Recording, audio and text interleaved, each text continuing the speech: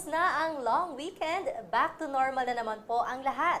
Salamat at naging mapayapang ating paggunita sa panahon ng undas at naging maaliwalas din ang panahon. Kaya sulit ang bakasyon at pahinga nating lahat. Buhay na buhay pa rin ang good vibes ng lahat at salamat sa pag-asa sa kanilang accurate weather forecast.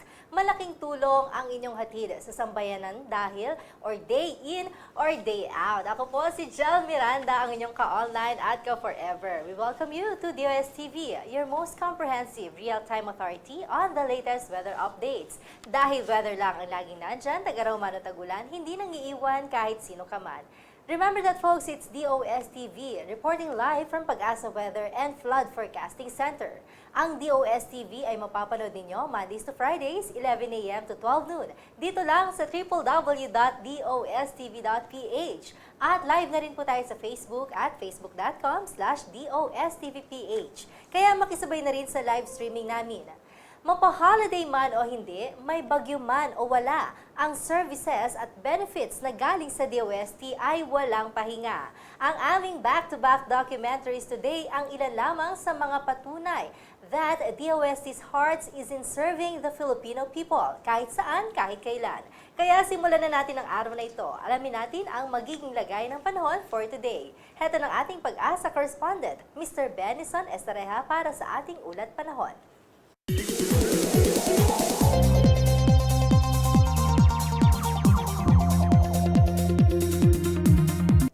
Thank you, Ms. Jel. Good morning sa iyo at good morning din sa ating mga viewers ng DOSTv. Ngayong araw po ng Miyerkules, meron po tayong mga weather systems, iba't ibang weather systems na nakaka-apekto sa ating bansa. Una na po dyan ay ang Intertropical Convergence Zone or ITCZ sa Southern Luzon, Visayas, and Mindanao. Meron din po tayong tail end ng cold front dito sa ilang bahagi sa Northern Luzon at amihan naman or Northeast Monsoon dito sa extreme Northern Luzon. Base po sa ating latest Himawari image ngayong umaga, kung mapapansin po natin sa Luzon ay merong mga kaulapan dito sa ilang bahagi sa norte. So kabilang na po dyan ang Ilocos Norte, Apayao, Cagayan, and Isabela. Maulap na kalangitan na may kasamang mahina hanggang katamtamang mga pagulan at pagkidlat pagkulog dahil po sa umiiral na tail end ng cold front. Ito po yung boundary ng northeasterly at easterly na hangin. Kaya ang tendency po niyan ay formation ng clouds na may kasama ring mga pagulan. Kung mapapansin din po natin dito sa may parteng extreme northern Luzon, sa Batanes Group of Islands, maninipis ang kaulapan, ang may kasamang mahinang mga pagulan, dulot po yan ng northeast monsoon or amihan. Habang dito naman sa natitirang bahagi ng Luzon, particularly sa natitirang bahagi ng northern Luzon, Central Luzon, Metro Manila, and Calabarzon at ilang bahagi rin po ng Mimaropa, sa Mindoro, Marinduque, and Romblon ay bahagyang maulap na kalangitan ng mararanasan sa buong araw.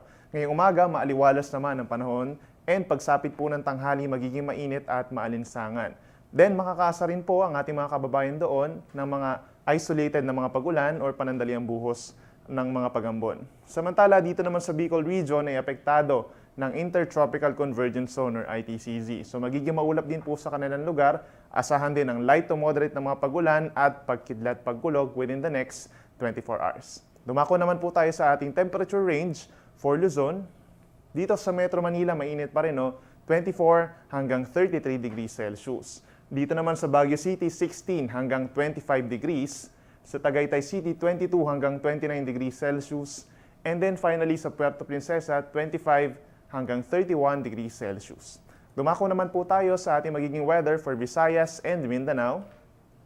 Kung mapapansin po natin, halos buong Visayas and Mindanao at maging dito sa Palawan ay maulap ang kalangitan. More especially dito sa eastern portions of Visayas and Mindanao. Within the next 24 hours, makakaasa rin po sila ng mahina hanggang katamtamang mga pagulan at pagkidlat pagkulog na dulot pa rin ng Intertropical Convergence Zone. Dumako naman po tayo sa ating temperature range for Visayas and Mindanao. Sa Metro Cebu, 25 hanggang 32 degrees ang ating range of temperature. Dito naman sa Iloilo, 25 hanggang 31 degrees. Sa Metro Davao, mainit po, 24 hanggang 33 degrees Celsius. And then finally, sa Zamboanga City naman, ay 24 hanggang 32 degrees Celsius. Sa ngayon po, meron din tayong gale warning dahil po sa umiiral na northeast monsoon or amihan, hindi lamang dito sa may extreme northern Luzon, kundi sa buong baybayin ng northern Luzon. So kabilang na po dyan ang Isabela, Cagayan, Batanes, Calayan, and Babuyan. Maging dito rin po sa mga baybayin ng Ilocos Norte, Ilocos Sur, La Union, and Pangasinan. Ibig sabihin po may mga matataas sa pag-alon na umaabot from 3.4 hanggang 4.5 meters. At bawal po pumalaot muna dyan ng mga kababayan natin na nangingisda at yung may maliliit na sasakyang pandagat. Sa ngayon po, wala naman tayong namomonitor na anumang low pressure area or bagyo sa loob ng ating Philippine Area of Responsibility. Yung pong binabantayan natin na low pressure area nitong mga nakarang araw ay naging trough na lamang or extension ng isang bagyo na nasa labas pa naman ng ating Philippine Area of Responsibility. Dalawa po ito, no? Una na dyan, yung tropical depression outside PAR ay nasa layong 1,445 kilometers sa silangan ng Visayas, habang yung ikalawa naman na tropical depression na mas malayo ay nasa 2,830 kilometers sa silangan ng Luzon. Meron po tayong nakikita dalawang senaryo regarding sa mga weather systems na ito. Una na po dyan, posibleng pumasok sa PAR yung mas malapit na tropical depression. And after niyang pumasok within the next 24 to 36 hours, ay posibleng lumayo rin ito sa ating bansa at hindi na inaasahang magla-landfall, sasabay po siya dun sa ikalawang tropical depression natin binabantayan. Yun naman ikalawang senaryo natin, which is actually mas mababa ang tsansa, ay yung magla-landfall, itong tropical depression natin binabantayan. Posible pa itong mag-intensify habang ito'y nasa karagatan at posible makaapekto, moving westward, sa ilang bahagi sa Luzon. So patuloy po natin i-monitor yan kung sakasakaling magkaroon tayo ng mga development regarding sa dalawang weather systems na ito. Dumako naman po tayo sa ating sunset and sunrise. Maagang lulubog si Haring Araw, 5:27 ng hapon mamaya. At muli itong sisikat bukas, 5:52 naman ng umaga. At mula pa rin dito sa Weather Forecasting Center ng DOST Pag-asa, ako po si Benison Estareja, reporting for DOSTv.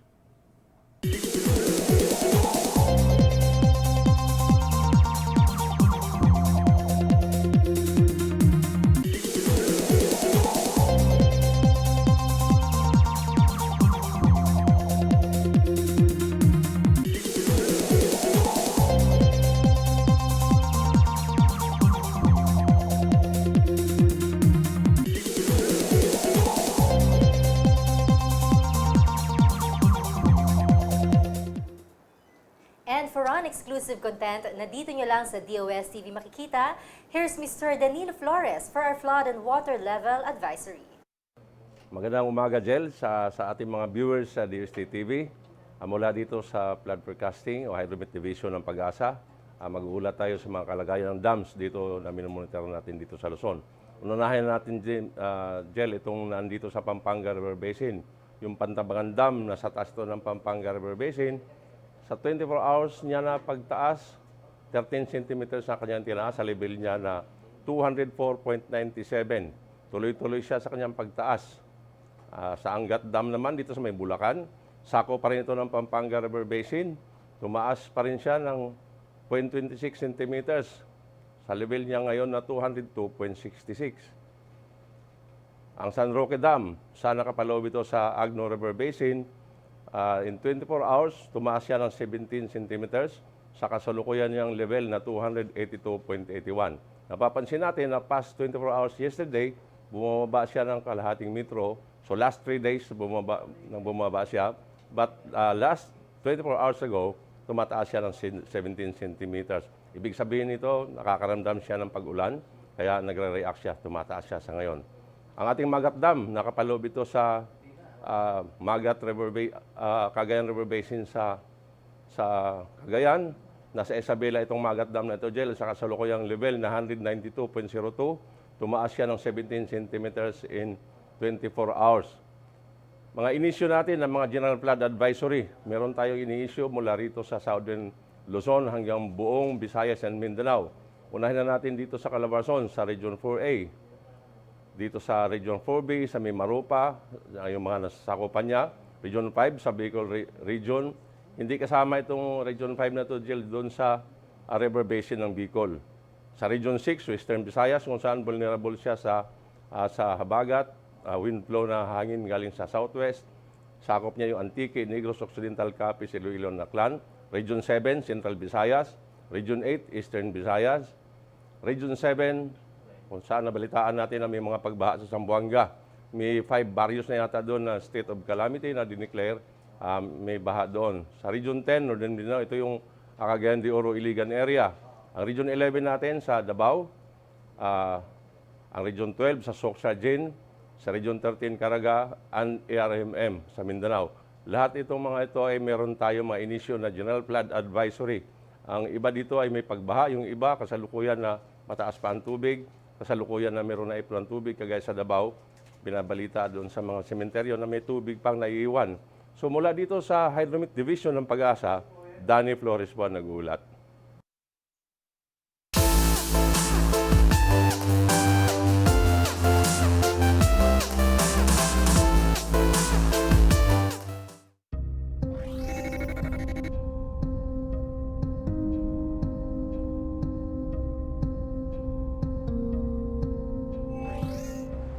The Greater Metropolitan Manila area has a long history of natural disasters and extreme weather events. Following the calamity of Typhoon Ondoy in September 2009, which caused about 500 deaths and damage of about 41 billion pesos, the Greater Metropolitan Manila Area Risk Analysis Project was begun. Covering the 16 cities and 1 municipality of Metropolitan Manila, as well as parts of Bulacan, Cavite, and Rizal, the study looked at the hazards of flood, wind, and earthquake. The project is a collaboration between the technical agencies of the Government of Philippines, supported by the Government of Australia Aid Program and Geoscience Australia. The aim of the project has been to give a much clearer understanding of the risks from natural disasters, of where the risks are greatest, and of how the dangers can be reduced. This analysis identifies 3 main types of potential risk: flooding in the Pasig-Marikina River Basin, severe winds associated with tropical cyclones, and risks from damaging earthquakes from the West Valley Fault. Natural hazard risk analysis involves understanding the relationship between a hazard, the exposure or elements at risk, and the vulnerability of those elements.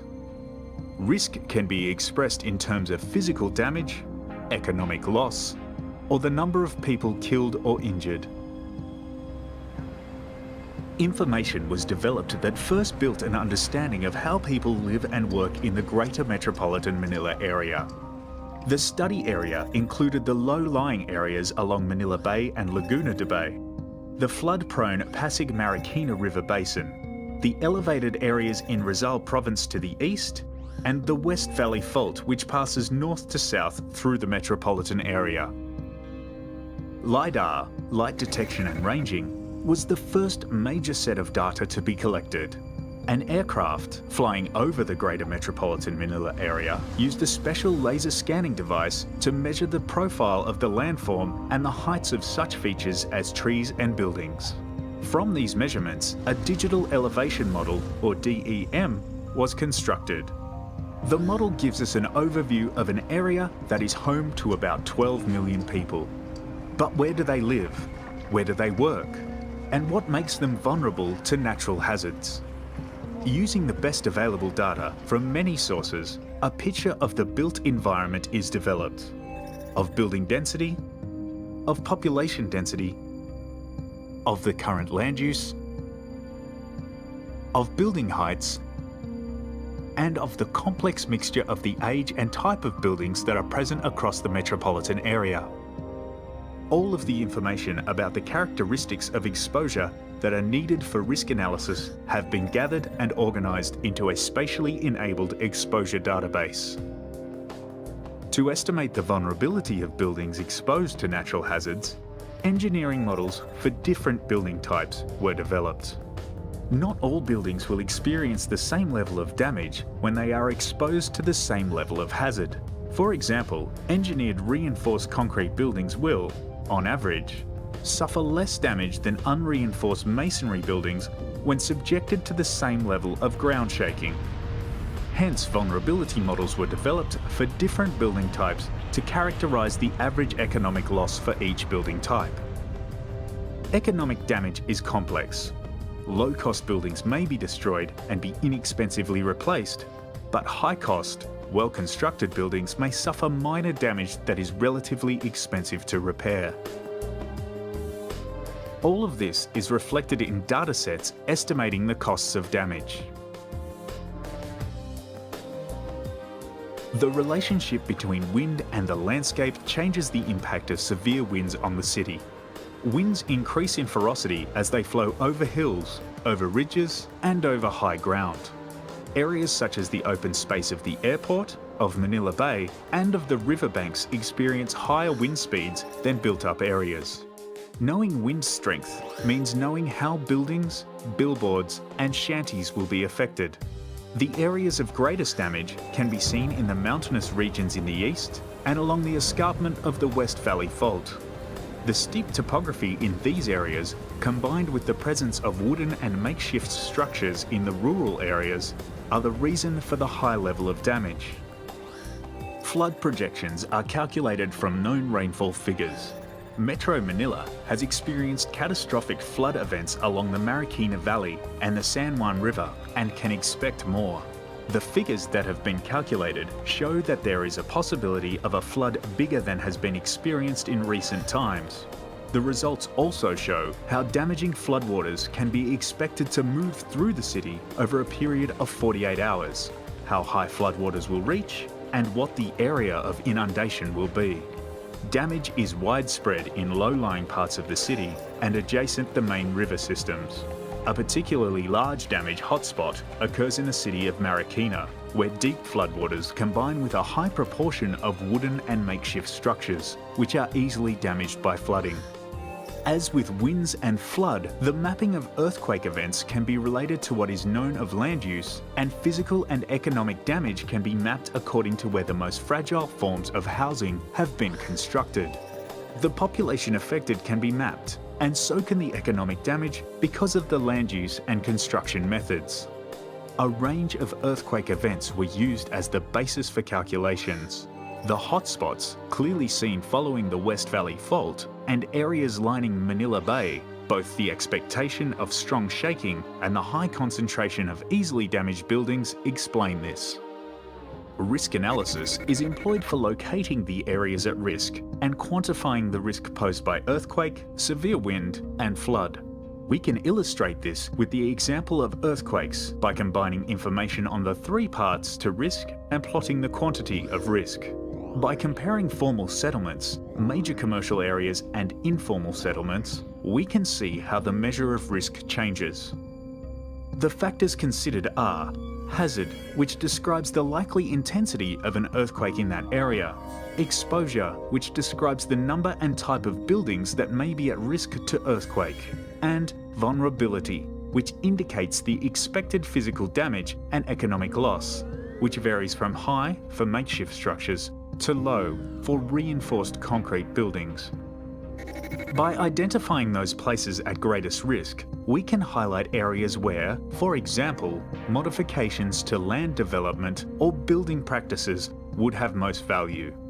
By identifying the most at-risk areas, local government units have the opportunity to adapt their planning in new developments and identify those places which, being most at risk, will need early warning of flood danger, early intervention, and assistance.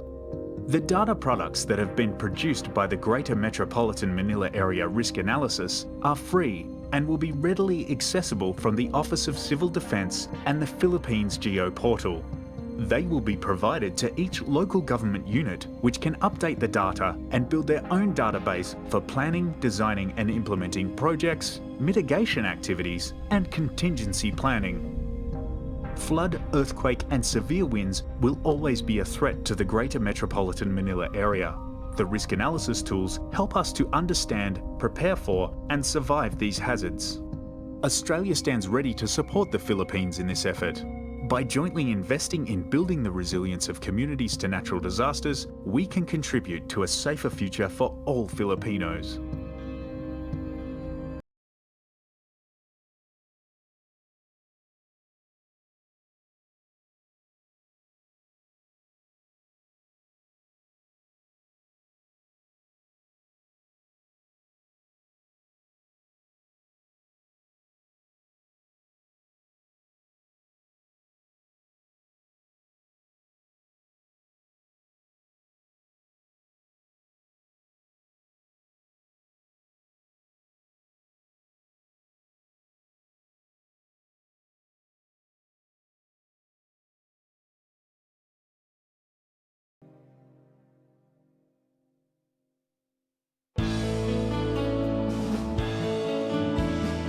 Philippines, situated along the typhoon belt and the Pacific Ring of Fire, is exposed to numerous natural hazards, making it the third most disaster-prone country in the world.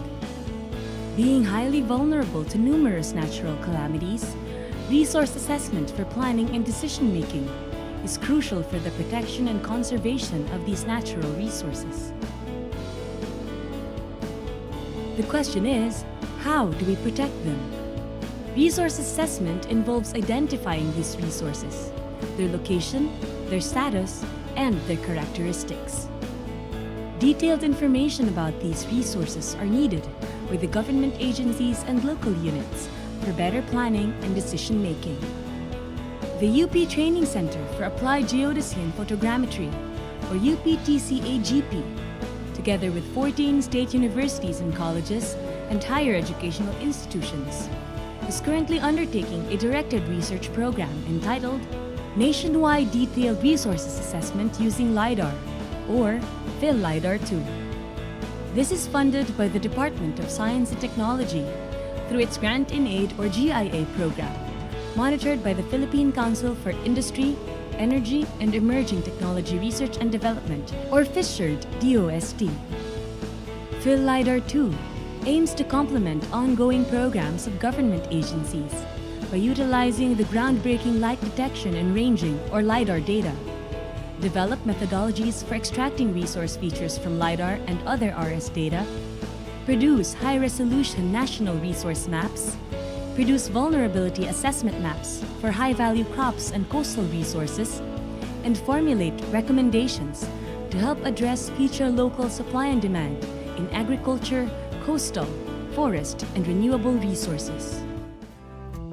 The first project component is the agricultural resources extraction from LiDAR surveys, also known as PARMAP. PARMAP aims to provide an updated and detailed inventory of the agricultural resources in the country. This deals with the development and application of methodologies for the extraction or mapping of agricultural crops and vulnerability assessment. The project utilizes datasets from LiDAR surveys, other remote sensing systems, and field measurements. The second project component is the aquatic resources extraction from LiDAR surveys, also known as CoastMap. CoastMap aims to develop procedures and workflows for extracting and characterizing coastal resources such as aquaculture, mangroves, corals, seagrass, and other aquatic resources from LiDAR surveys. This also involves vulnerability assessment of coastal resources. The third project component is the forest resources extraction from LiDAR surveys, also known as FREXELS. FREXELS aims to develop procedures and workflows for extracting and characterizing forest features, such as tree count, canopy height, canopy gap enclosure, biomass, and carbon stock from LiDAR data, and validate it with field measurements. The fourth project component is the development of the Philippine Hydrologic Dataset for watersheds from LiDAR surveys, also known as PHD. PHD aims to develop procedures and workflows using various geographic data models to generate different hydrologic datasets in watersheds. The last project component is the Philippine Renewable Energy Resource Mapping from LiDAR surveys, also known as REMAP. REMAP aims to assess the renewable energy resource potential of the country for biomass, hydro, solar, and wind, and to perform site suitability assessment for the development of these renewable energy resources. Each component aims to develop a detailed and comprehensive database of all the natural resources extracted that may be used in various applications, such as production of high-value crops, irrigation assessment, aquaculture production, forest protection, water resource monitoring, and discovery of renewable energy sources. The results and outputs of this study will be used by planners, managers, and decision-makers in the local government units and other target beneficiaries for use in applications, including but not limited to natural resource management, land use planning and development, and capacity and resilience building.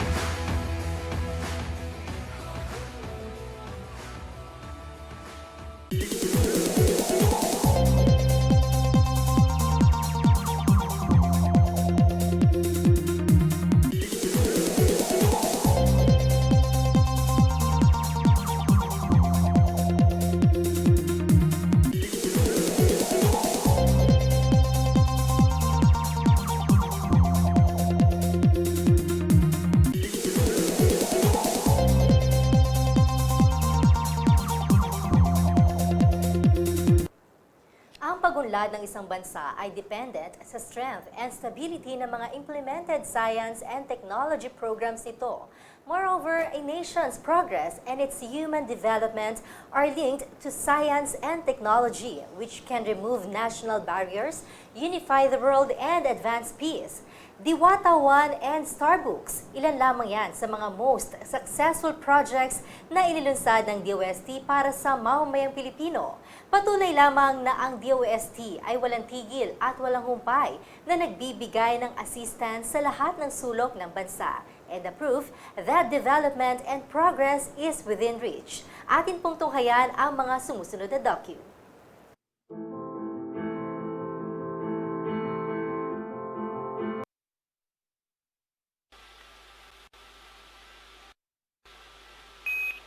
Ten seconds to deploy. 9, 8, 7, 6, 5, 4, 3, 2, 1, go.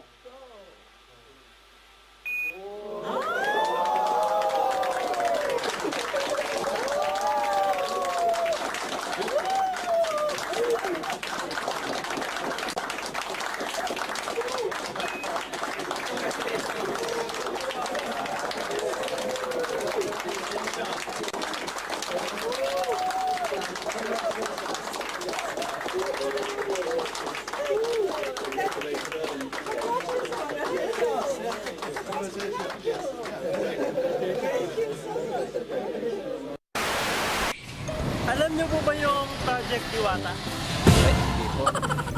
Oo. Ano po yun? Satellite. Project Biya-Ya. Parang ngayon pa lang narinig yun ah. Hindi eh. hindi ko pa siya naririnig. Hindi po. Hindi po.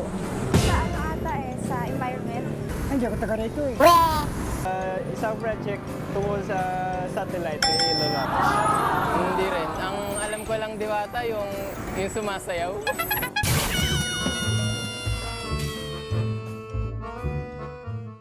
Ang Diwata 1 ang kauna-unahang satellite na dineploy galing sa JEM, Kibo, from the ISS. Kapag ang Diwata ay ganap ng nasa himpapawid, ito ay iikot ng ilang beses sa bansa upang makakuha ng mga imahe na ipadadala sa receiver na nasa Subic sa bilis na 2.4 Mbps. Ito ay kinabibilangan ng tinatawag nilang HPT o High Precision Telescope para mas makakuha ng magagandang imahe. Ito ay upang masubaybayan ang lawak ng apektadong lugar dahil sa isang sakuna, mga estado ng karagatan at kalupaan. Ang Diwata 1 ay isa sa 2 satellite na planong ipasahimpapawid sa ilalim ng programa ng PhilMicrosat kasama ng Department of Science and Technology, University of the Philippines, Tohoku University at Hokkaido University. Natandaan ko noong 2013, pinatawag kaming lahat ni Secretary Monteo sa isang meeting sa Diliman. At walang may alam kung para saan yung meeting na yon, except na merong mga bisita mula sa Estados Unidos para pag-usapan yung satellite program ng Pilipinas.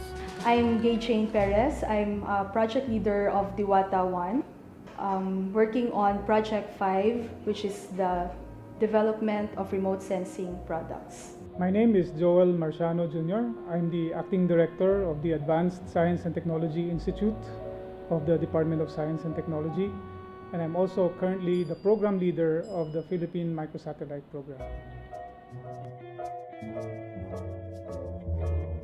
Ang Diwata ay ito po yung ating first microsatellite na gagamitin for Earth observation. Well, it's a microsatellite made by Filipino engineers and scientists together with through a cooperation with the Japan Space Agency. So that's the first time na nagkaroon tayo ng satellite na gawa ng Pilipino. Alam niyo po ba yung satellite? Aha. Ano po yung ginagawa ng satellite? Po yung nagtra-transmit ng data from sa isang lokasyon papunta sa kabilang lokasyon. Yung ano siya, yung ano na signal. Oh. Ano yun? Nasa labas ng Earth. Yung Para bang taga... Ako dun. Kalimutan ko na eh. Alam ko yung dati, nag-aaral ako, bisado rin tungkol sa atin. Kalimutan ko na ngayon. Katulad ng natutagpuan na natin sa nakaganon. Sunod daw, si Mama Kanyo. Satellite? Oo, satellite. Ano pong ginagawa mo? Hindi ko dyan sa mundo eh. Tapos? Buka ng informasyon eh. Dahil merong sa lupa, may radar. Connection din. Sa tingin ko maraming benepisyo makukuha dito sa mga images na makukuha ng Diwata 1. Unang-una sa lahat, itong Diwata 1 ay dumadaan sa ating bansa 4 times a day. So there are opportunities at least twice a day to capture images. This information can be used by our managers, eventually by our farmers, to better manage po yung kanilang mga paligid. Cuba station on Space to Ground 2, we show a good deployment and congratulations to the Philippines on the launch of their first microsatellite Diwata. Anybody should be proud of any nation, and as a Filipino, a developing country, that we were able to do this despite or in spite of all these other challenges we've had. This is something that all Filipinos should be proud of. Well, there was a time that I dreamed of becoming an astronaut, just like Armstrong. Since having a top view of the location that you're trying to image essentially lets you see things that are very difficult to notice at ground level. It's actually a lot cheaper to develop our own satellite than to rent time on different satellites. So at the level that we've invested, it's a good return. Yung buong proyekto na PhilMicrosat cost 800 million pesos. Sa unang tingin, medyo mahal ang itong proyekto ng DOST, pero I assure everyone that it will be cost-effective. When Yolanda hit Tacloban and Visayas area in 2013, nakuha natin itong image na to several months afterwards, and it cost us more than 50 million pesos. Yung ibang pangangailangan ng Pilipinas at ibang government agencies, lalo na yung Department of Agriculture, DNR, DOST, ganun ang mga presyo ng mga satellite images. When I first heard of Diwata, I was very proud kasi kaya pala ng Pilipino na eventually, hopefully, we will be launching our own satellites on our own.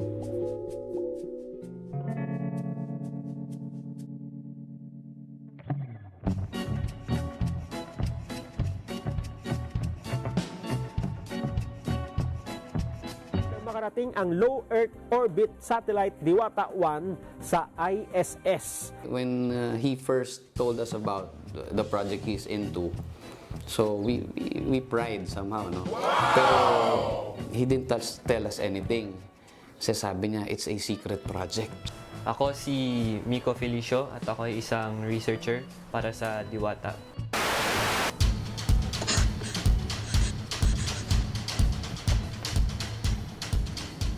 At dumating yung time na may lumabas na sa news about Diwata. So yun, nag-start na siya magkwento na what really is happening dun sa ginagawa nila. Dodgy Felicion, the father of Miko. Well, unang-una napaka-responsible, napakasipag, very caring, lalong-lalo na sa sister niya. Tapos, ano naman, magaling siya sa math. Doon naman nag-start yun eh. Nung high school, I think, siguro. Kasi natuwa ako sa mga ginagawa namin. First time kong parang maingganyo sa klase. Hindi naman. Doon ako pinaka-natuwa. Ito, dito ako nagkatrabaho usually. Assignment, gawin trabaho minsan. Kasi itong mga kalat na sa ilalim, mga libro. Medyo kailangan kabisado ko yung mga lugar sa Pilipinas, yung mga provinces. Kaya bumili ang malaking mapa. So tuwing gumigising ako, nakakita ko yan. Hanggang sa nakakabisado ko siya. I-explain ko ngayon kung ano ang aking ginagawa para sa Diwata project. Ang ginagawa ko sa Diwata, tinatawag natin na atmospheric correction.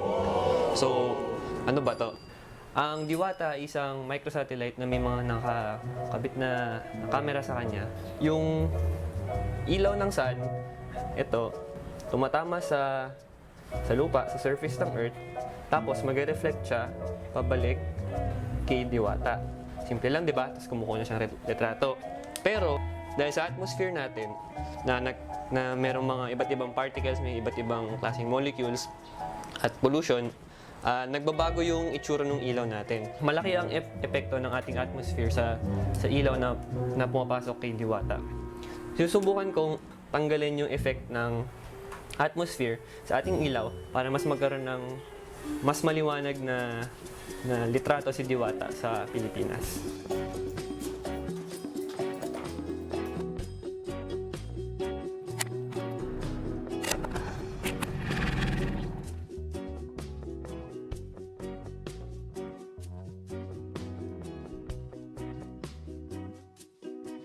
How do we obtain data about everything?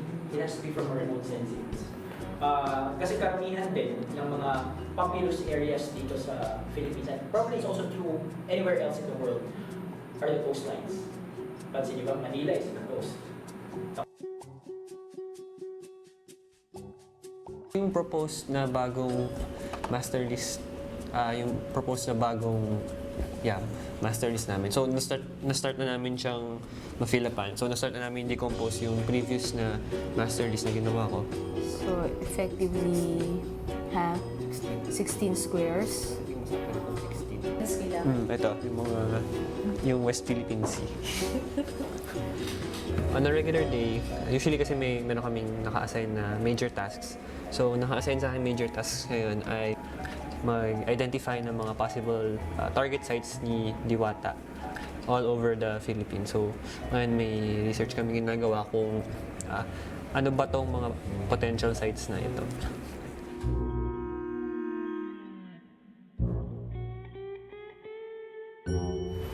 Kung bibigyan ka ng chance na bigyan ng pangalan yung satellite, okay na ba sa Diwata? Ano ang satellite siya? Gamma. Gamma satellite. Gamma. Bakit po? Bakit? Maganda yun eh. Bilo-bilo. Minaraima.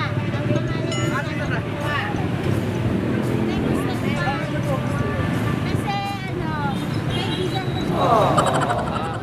Okay, mas maganda. Bakit po? Para ipon. Okay, ako lalakaw.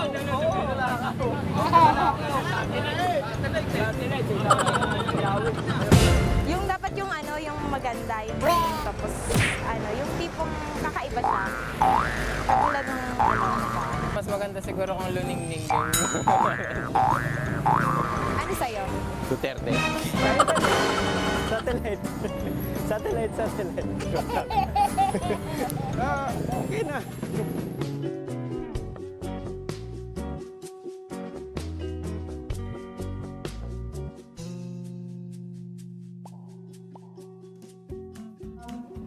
Pero parang umakma din, no? Kasi, di ba yung, it's a mythical creature according to our folklore, which yung mga diwata natin takes care of our environment. Alam niyo po ba na meron na tayong sariling satellite? Hindi pa po. Meron na po ang pangalan niya Diwata. Alam niyo ba na may sariling satellite ang Pilipinas? Hindi namin alam yun. Wala kami plano talaga? The name, as you know, means a magical being, a fairy, and it sort of suggests the kind of mystique and power of this technology, right? And what it can contribute to our country. Yes, parang tawag nito, it's meant to be. Nagdiwata yung naging pangalan niya. Nagsimula tayong ipaalam ito sa general public through social media and through the various types of media platforms. It's a start. It's a start of an era. We will be teaching this technology in our subjects. It's no longer going to be just research, but it will trickle into the textbooks of our universities and even the high school. Social. Oo, kasi ang tagal na natin pinangarap na ang dami natin engineers. Our engineers are one of our world class. this is a long delayed thing that we should have had a long time ago. Space technology being taught in universities in engineering and science, and this microsatellite will now be a class project. I was actually ecstatic because it's the first time that the Filipinos has created their own satellite. Ang dating sa akin, ito parang para maipakita na kaya nating magpadala ng satellite. Nung una, medyo naging pessimistic ako na microsatellite lang siya, maliit siya, ano magagawa nun? Siguro naman makakatulong. Siyempre, satellite yun eh. At maka-fully harness na ngayon ng mga Pilipino ang benefits ng space technology. Masasabi na natin hanggang space na conquer. We put our mark there. So siguro yung unang birth pain dyan ay convincing the national government to actually provide funding. I think the biggest challenge now for our government as it is explaining to the public why we should have a space program. In the end, we take the risk na magstay lang ako dito, hoping na hindi naman siya ganun ka-damaging. They are inspired to take on the challenge in the future and do bigger things with it. We have better confidence sa forecast namin kasi nakikita na namin. By the time that Diwata 1 is up in space and taking photographs, I will actually keep one image, maybe the first one, taken by Diwata 1 and keep it in my wallet. And if anyone asks me about Diwata 1, then here's an image that I can show them and tell them, alam mo, meron tayong capabilities of virtually taking a picture of anywhere within the Philippines, and this is just our first step towards looking at our resources and using it wisely and proving that Filipinos can do it. Ang programa ay binubuo ng mga Filipino engineers at mga science scholars. Ito ay 3 taong programa na pinamahalaan ng PCI EERD o Philippine Council for Industry, Energy and Emerging Technology. Ang Diwata ay binuo upang mapalawak pa ang space technology sa Pilipinas. Dahil may Diwata tayo na sarili nating satellite, kayang-kaya na nating kumuha ng mga datos 365 days sa isang taon. Isang malaking tulong para sa bansa at sa mga Pilipino. With Diwata 1, yung isa sa objective namin, bukod sa makakuha ng images for different application, is really to inspire our future generation, yung mga kabataan na mangarap maging parte ng isang proyekto na kasing laki o mas higit pa sa nagawa natin dito sa Diwata.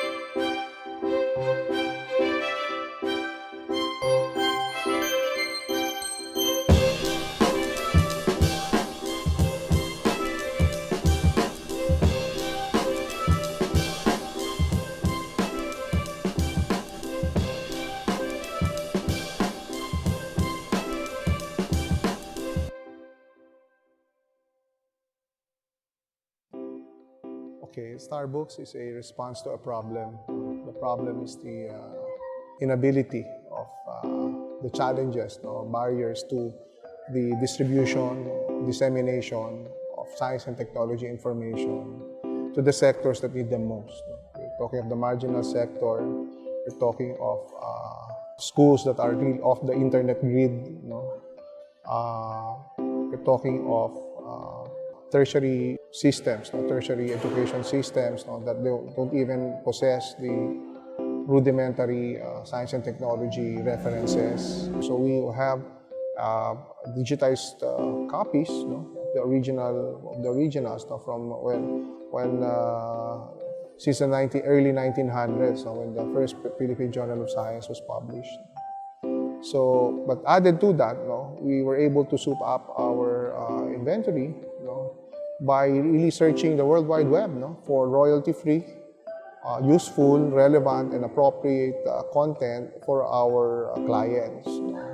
So that is also very, very important since content is king, and you are actually also competing with the content that's being provided by other commercial providers. So we have to be always updating our content. So right now also Starbucks, I believe, has benefited from the many resources from not only from the collection of the Science and Technology Information Institute, but also from the collection of different government and different agencies under the Department of Science and Technology, like the ITDI and the PICARD and other agencies.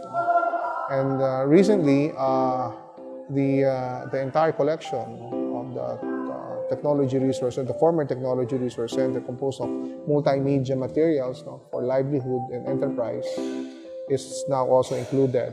So there's always something for everyone in a Starbucks.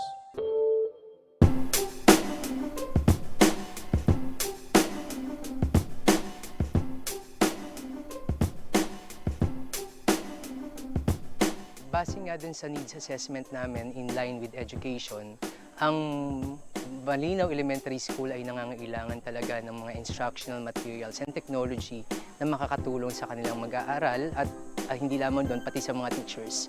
That's why we collaborated with the DOST and then we come up with the Starbucks.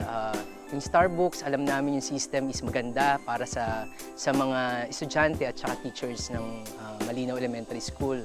So again, Batangas State University provided 2 sets of computer para doon mailagay yung system ng Starbucks, and then we donated them to Malinaw Elementary School. Una, it's so portable. We call it the science library in a box. No frills, you'll have your library in an instant. And by putting up the Starbucks, you'll have at your disposal almost 1 terabyte of science and technology information and other information that could help researchers, academics, even ordinary housewives, even an ordinary farmer, even an ordinary worker. Because our intention really is to narrow the digital divide by providing digital products in the form of Starbucks to people that really don't have access. Dahil nga sa malayo itong palakpak at medyo para sa akin ay delikado ang paglalakad, isa pa'y may ilog na tinatawid, delikado pag umuulat bumabaha, dinadala ko na sa bayan ko na sila pinapapasok pag high school.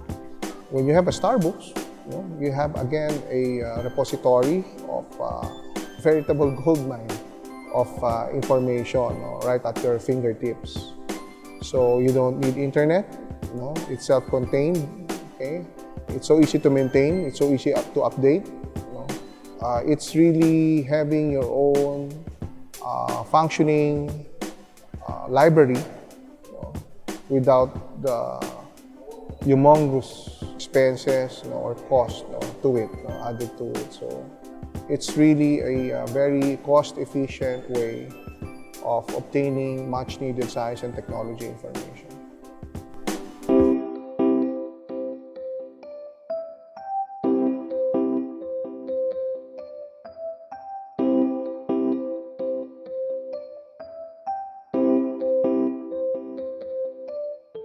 What we realize is that so many we have right now, even the public schools, they have computer systems, but they don't have the full system there's no content input, where they can actually get content. So they're hoping that with the computer systems in the schools, they can connect to the internet, which also poses another challenge and a problem. So with Starbucks, as we started offering Starbucks really as you give us your hard disk, we give you your content. Bali yung Super Starbucks, may bagong UI na. At saka, bali nadagdagan yung yung mga videos. Dati kasi yung mga teaser niya, hindi yun full video. Ngayon, balik kompleto na siya. May umabot ng 8 oras, 10 oras, ganun. 5 oras. Bali yung IP natin yung URL natin sa Starbucks na nandito, bali ko-communicate na siya dito sa server. Saka yun, pwede na siya at the same time yung terminal na yun, pwede na maka-access sa Starbucks. Later on, they'll tell us, they told us what the features they would want, no? So we started also. But then again, when we started, it must be emphasized that we also very, very conscious about proprietary rights. And we're also very, very conscious about costs. No? But precisely the reason why we're able to pull off such an appropriate project is that we foresee already that the cost for memory and storage would become lower as the years go by. So we are leveraging this development. Because years back, for example, 1 gigabyte storage space would actually cost you an arm and a leg, but not anymore. So we saw that now, again, with our digitized content, it would be far more faster. The velocity of disseminating, diffusing knowledge would be faster if we actually, again, make the information there for everyone to have. So that's really the key here. We really lowered the barrier for people to ask for Starbucks, in terms of the technical requirements, and even the proprietary or legal requirements. So it's really us pushing this product in a way where this will be very, very convenient for users.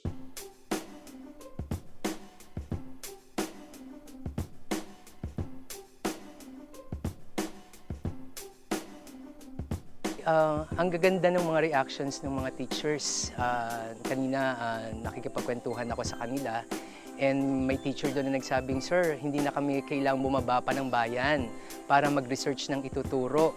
So lahat ay nakikita na nila sa Starbucks.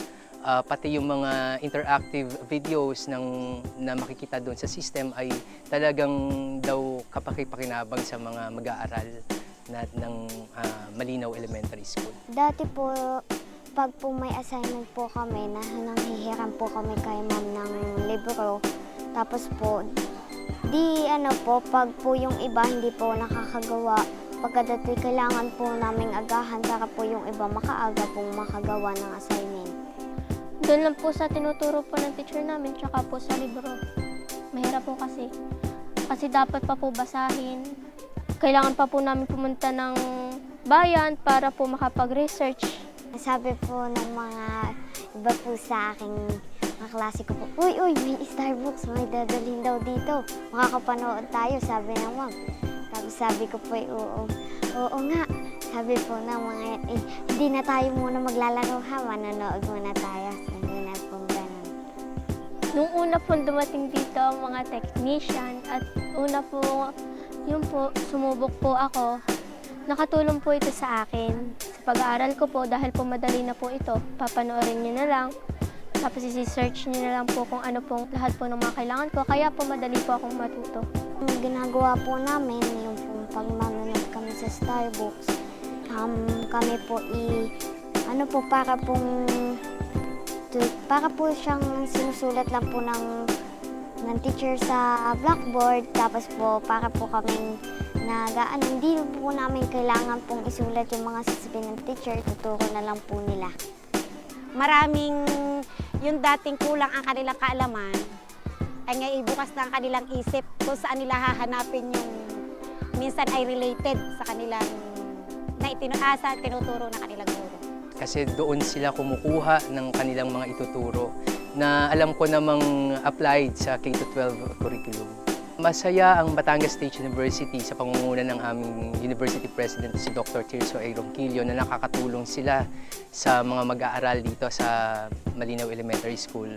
At alam namin na ganito talaga ang takbo ng buhay dito. Kaya ang Batangas State University ay patuloy na tutulong at aagapay sa mga pangangailangan nila bilang adopted barangay namin ng Batangas State University.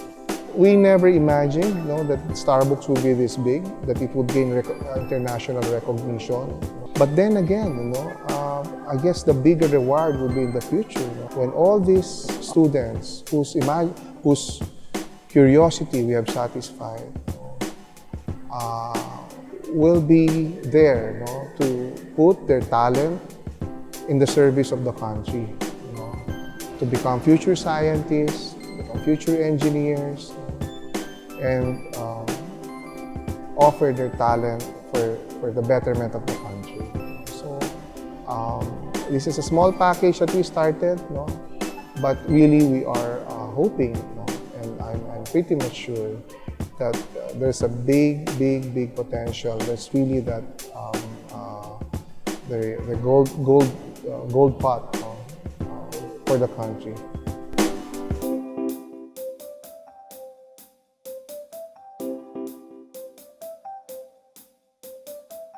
Ang DOST ay talagang nakakatulong sa ating mga mag-aaral at ating mga teachers. Katulad nitong sa Malinaw nga.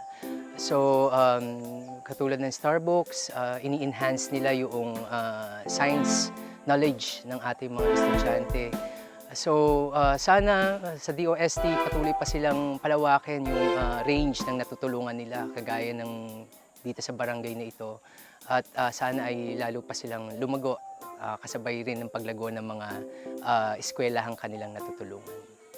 Unang-una po, nagpapasalamat po kami sa DOST at sa tulong po nila, nabigyan kami ng computer at niya nga pong Starbucks na naging isa pong pakinabang sa aming mag-aaral dito sa paaralan ng Malinaw. At para naman po doon sa mga wala pa sa ibang paaralan, hinihimo ko po sila na sana po magkaroon din sila ng tulad ng natanggap namin na galing sa DOST na yan nga pong computer at Starbucks. Nagpapasalamat po ako dahil po binigyan po nila kami ng ganon. Kahit po simple lang po, basta masaya naman po kami. At hindi po kami naiinip sa pagbabasa. Ngayon po, nanonood na lang po kami. Madami pa po kami natutunan kahit sa mga cartoon na panood lang po doon. Maraming salamat po dahil po binigyan niyo po kami ng Starbucks at pagbubutihin po namin ang aming pag-aaral. Dito sa mga batang ito, unang-una, thank you for sa kanila, for appreciating Starbucks. But Starbucks is a trigger for them to open their minds to the bigger universe of science, technology, and for them to learn. It's a trigger for them to learn. So, and we hope that Starbucks accomplishes that task of being a tool for our young people to have this early appreciation for science and technology. But also, again, whenever you use Starbucks, it satisfies curiosity. Diba? That's the first pag ginamit mo Starbucks. But and remember that Starbucks is also there to provide solutions to problems. So, for the young people using Starbucks, don't stop dreaming. And may this tool open your mind to be more imaginative, more creative, and never to stop dreaming. Because that is the only way that we will progress with increase our human capacity to develop, to address our problems, to solve these day-to-day problems that we're encountering, and again, to move this country forward.